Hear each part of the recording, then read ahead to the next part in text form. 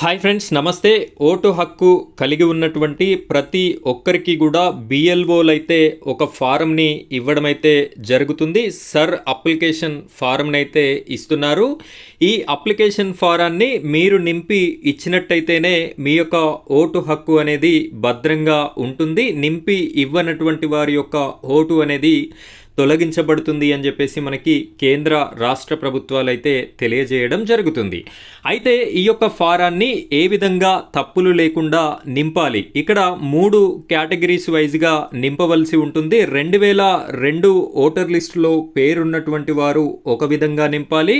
2002 voter లిస్టులో పేరు లేనటువంటి వారు మరొక విధంగా నింపవలసి ఉంటుంది. వారితో పాటుగా కొత్తగా పెళ్లి చేసుకొని అత్తవారింటికి వచ్చినటువంటి కోడన్లు కూడా వారొక రకంగా నింపవలసి ఉంటుంది. అయితే ఈ యొక్క అప్లికేషన్ ఫారంని నింపడానికి చాలా ఇబ్బంది పడుతున్నారు. మనకి కామెంట్స్ రూపంలో కూడా మన ఆడియన్స్ అండ్ వ్యూవర్స్ అయితే అడగడం జరుగుతుంది. ఈ అప్లికేషన్ ఫారానికి సంబంధించినటువంటి వీడియో పెట్టండి అని చెప్పేసి నేను మీకు ఈ వీడియోలో చాలా క్లియర్గా ఈ 3 పాయింట్స్కి సంబంధించి పూర్తి ఎక్స్ప్లెనేషన్ అయితే ఇస్తాను. వీడియోని ఎక్కడా కూడా స్కిప్ చేయకుండా చివరి వరకు చూసినట్టయితే చాలా ఈజీగా ఈ అప్లికేషన్ ఫారంని మీరైతే ఫిల్ చేసేటటువంటి అవకాశం ఉంటుంది. ఇక్కడ మనం వీడియో టాపిక్లోకి వెళ్ళబోయే ముందు మొదటిసారి మన ఛానల్ని మీరు చూస్తున్నట్టయితే ఛానల్ని సబ్స్క్రైబ్ చేసుకోండి. పక్కనే బెల్ ఐకాన్ ఉంటుంది, దాని మీద ట్యాప్ చేసి ఆల్ అని సెలెక్ట్ చేసి పెట్టుకోండి. ఇలాంటి లేటెస్ట్ అప్డేట్స్ అన్నీ కూడా మీ వరకే రావడం జరుగుతుంది. ఇక ఈ వీడియోని ఇంకా లైక్ చేయనట్టయితే లైక్ చేయండి. ఆ వెంటనే వచ్చేటటువంటి హైప్ పాయింట్స్ కూడా వీడియోకి ఇస్తారని కోరుకుంటున్నాను. ఇక్కడ మనం వీడియో టాపిక్లోకి వెళ్ళిపోయినట్టయితే ఈ విధమైనటువంటి అప్లికేషన్ ఫారం అయితే మనకి బిఎల్ఓలు ఇవ్వడమైతే జరిగింది. ఇక్కడ భారత ఎన్నికల సంఘం గణన ఫారం అని చెప్పేసి బిఎల్ఓ పేరు, వారి యొక్క ఫోన్ నెంబర్ కూడా మనకి ఇవ్వడం జరిగింది. ఇక్కడ ఫస్ట్ బాక్స్ చూసుకున్నట్టయితే ఓటర్ పేరు, ఎపిక్ నెంబరు, ప్రస్తుత చిరునామా అనేది మెన్షన్ చేశారు. రెండవ బాక్స్లో పోలింగ్ వివరాలని కూడా మెన్షన్ చేయడం జరిగింది. మూడవ దాంట్లో క్యూఆర్ కోడ్ని ఇవ్వడం అయితే జరిగింది. క్యూఆర్ కోడ్ స్కాన్ చేసినట్టయితే మన యొక్క వివరాలన్నీ కూడా కనిపించడం జరుగుతుంది. ఇక్కడ 4వ బాక్స్లో ఇదివరకే ఉన్నటువంటి ఫోటోని ముద్రించడం జరిగింది. ఇప్పుడు ప్రస్తుత ఫోటోని కనుక మనం కలర్ ఫోటోని అతికించినట్టయితే కొత్తగా వచ్చేటటువంటి ఓటర్ లిస్ట్లో ఆ ఫోటో అనేది యాడ్ అవ్వడం జరుగుతుంది. అయితే ఇక్కడ ఏ విధంగా ఈ యొక్క అప్లికేషన్ ఫారంని నింపాలి అంటే కొత్తగా పెళ్ళయినటువంటి కోడన్లు, అదేవిధంగా 2002లో ఓటు హక్కు కలిగి ఉన్నటువంటి వారు, 2002లో ఓటు హక్కు లేనటువంటి వారు, కామన్గా ఈ 3 కేటగిరీల వారు ఫస్ట్ చేయాల్సిన పని ఏంటి అంటే ఈ విధంగా కిందికి స్క్రోల్ చేయండి. కిందికి స్క్రోల్ చేసినట్టయితే ఇక్కడ 3వ బాక్స్, ఇక్కడ 3 అని చెప్పేసి నేను వేసి ఉంది కదా, ఓటర్ ప్రస్తుత వివరాలు. ఈ బాక్స్ని అయితే మీరు ప్రతి ఒక్కరు కూడా 2002 కంటే ముందు ఓటు హక్కు ఉన్నవారు, లేనివారు, కొత్తగా పెళ్ళైనటువంటి వారు ఈ బాక్స్ని అయితే నింపవలసి ఉంటుంది. ఫస్ట్ పుట్టిన తేదీ రాయండి. ఆధార్ నెంబర్ మీ ఇష్టం ఉంటే ఇవ్వవచ్చు, లేకపోతే లేదు. మొబైల్ నెంబర్, తండ్రి పేరు, తండ్రి యొక్క గుర్తింపు కార్డు ఉంటుంది కదా, సో సంరక్షకుడు ఆర్ తల్లి, ఇక్కడ తల్లి పేరు, తల్లి ఫోటో, గుర్తింపు కార్డు నెంబరు, జీవిత భాగస్వామి అమ్మాయి గురించి రాసినట్టయితే భర్త యొక్క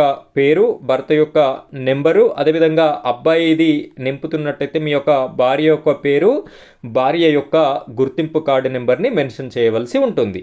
సో ఈ విధంగా 3 కేటగిరీల వారు ఈ బాక్స్ని అయితే కామన్గా మీరు ఎంటర్ చేయవలసి ఉంటుంది. ఆ తర్వాత కామన్గా చేయవలసినటువంటి పని ఏమిటి అంటే ఇక్కడ మీ యొక్క సంతకాన్ని అయితే మీరు చేయవలసి ఉంటుంది. ఓటరు ఎవరైతే ఉన్నారో వారి యొక్క సంతకం చేయాలి. ఇక్కడ బిఎల్ఓ అయితే సంతకం చేస్తారు. సో ఇది 3 కేటగిరీల వారు కామన్గా చేయాల్సినటువంటి పని. ఇప్పుడు 2002లో ఓటు హక్కు కలిగి ఉన్నటువంటి వారు ఏం చేయాలి అంటే ఇక్కడ ఈ బాక్స్ అనేది ఇక్కడ గమనించండి. 2వ బాక్స్ అనేది మీరు ఫిల్ చేయాల్సినటువంటి అవసరం లేదు, దీన్ని వదిలేయండి. 2002లో ఓటు హక్కు కలిగి ఉన్నటువంటి వారు ఈ ఫస్ట్ బాక్స్ని ఫిల్ చేయవలసి ఉంటుంది. ఆ జాబితాని మీరు తీసుకొని ఆ జాబితాలో ఉన్నటువంటి ఇన్ఫర్మేషన్ని మాత్రమే మీరు నింపవలసి ఉంటుంది. ఓటరు పేరు, ఓటరు ఫోటో, గుర్తింపు కార్డు నెంబరు, బంధువు పేరు అంటే ఇక్కడ మీ తల్లి లేదా తండ్రి లేదా ఇతర రిలేటివ్ నేమ్ కూడా రాసుకోవచ్చు. వారికి ఉన్నటువంటి బంధుత్వాన్ని కూడా మీరు మెన్షన్ చేయాలి. తండ్రిది ఇచ్చినట్టయితే తండ్రి అని చెప్పేసి జిల్లా అప్పుడు ఉన్నటువంటి జిల్లా పేరు మాత్రమే రాయాలి. 2002లో ఉన్నటువంటి రాష్ట్రం పేరు మాత్రమే రాయాలి. శాసనసభ నియోజకవర్గం పేరు అప్పుడు ఏ శాసనసభలో మీరు ఓటు వేశారో అది మాత్రమే రాయవలసి ఉంటుంది. ఇక్కడ శాసనసభ నియోజకవర్గ సంఖ్యను రాయాలి, భాగం సంఖ్య రాయాలి, క్రమ సంఖ్య రాయాలి. ఇక్కడ ఈ వివరాలు శాసనసభ నియోజకవర్గం సంఖ్య, భాగం సంఖ్య, క్రమ సంఖ్య ఈ వివరాలు 2002 ఓటర్ లిస్ట్ కనుక మీరు చెక్ చేసినట్టయితే దొరుకుతాయి. అవన్నీ మాకు తెలియదు అనుకుంటే మీ యొక్క BLO నెంబర్ అనేది ఫామ్ మీద ఉంది కదా, వారికి కాల్ చేసి ఈ ఇన్ఫర్మేషన్ అడిగినట్టయితే వారు చెప్పడం జరుగుతుంది. సో 2002కి సంబంధించిన వారు ఈ బాక్స్ని ఫిల్ చేయాలి. ఈ బాక్స్ని అయితే వదిలివేయవలసి ఉంటుంది. ఖాళీగా వదిలివేసి మీరు BLOకి ఈ యొక్క అప్లికేషన్ అయితే ఇవ్వండి. ఇక్కడ 2002లో ఓటు హక్కు లేనటువంటి వారు ఈ బాక్స్ని వదిలివేసి ఇక్కడ ఈ బాక్స్ని ఫిల్ చేయవలసి ఉంటుంది. ఏ విధంగా ఫిల్ చేయాలి అంటే ఇక్కడ ఇవ్వవలసినటువంటి ఇన్ఫర్మేషన్ మీ యొక్క ఇన్ఫర్మేషన్ కాదు. ఇక్కడ పేరు అని చెప్పేసి ఉంది కదా, పేరు దగ్గర మీరు ఏమి రాయాలి అంటే మీ యొక్క ఎవరిదైతే ఈ యొక్క ఓటర్ స్లిప్ నింపుతున్నారో, ఈ అప్లికేషన్ నింపుతున్నారో వారి యొక్క నాన్నగారి పేరు కానీ, అమ్మగారి పేరు కానీ, ఇతర నానమ్మ, తాతయ్య వారి యొక్క పేరును కానీ మీరు ఇవ్వవలసి ఉంటుంది. ఇచ్చిన తర్వాత వారికి సంబంధించినటువంటి గుర్తింపు కార్డు నెంబర్ ఉంటే ఆ కార్డు నెంబర్ మెన్షన్ చేయాలి.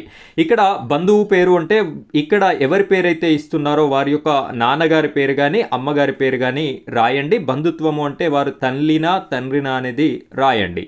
జిల్లా ఏది అనేది రాయండి. రాష్ట్రం రాయండి. మళ్ళీ సేమ్ శాసనసభ నియోజకవర్గం పేరు, శాసనసభ నియోజకవర్గ సంఖ్య, భాగం సంఖ్య, క్రమ సంఖ్య ఇది కూడా 2002లో వారికి ఓటర్ లిస్ట్లో పేరు ఉంటుంది కాబట్టి వారికి సంబంధించినటువంటి ఇన్ఫర్మేషన్ని అక్కడ చూసి ఇవ్వవలసి ఉంటుంది. ఈ విధంగా 2002 కంటే ముందు ఉన్నటువంటి వారు ఇది నింపి దీన్ని వదిలివేయాలి. 2002లో పేరు లేనటువంటి వారు దీన్ని వదిలేసి ఇది నింపవలసి ఉంటుంది.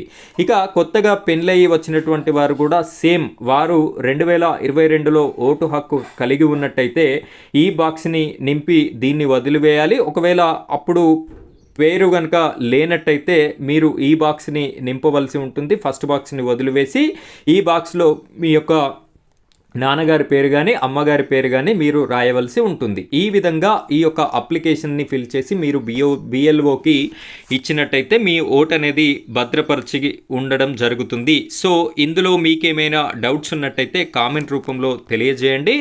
నేను మీకు ఎక్స్ప్లెయిన్ చేయడంతో పాటు మరొక వీడియో, క్లారిటీ వీడియో మీ డౌట్కి సంబంధించి చేసి పెట్టడం కూడా జరుగుతుంది. ఫ్రెండ్స్, ఇది ఈరోజు టాపిక్. మరో టాపిక్తో మళ్ళీ కలుద్దాం. Thank you friends, thank you very much.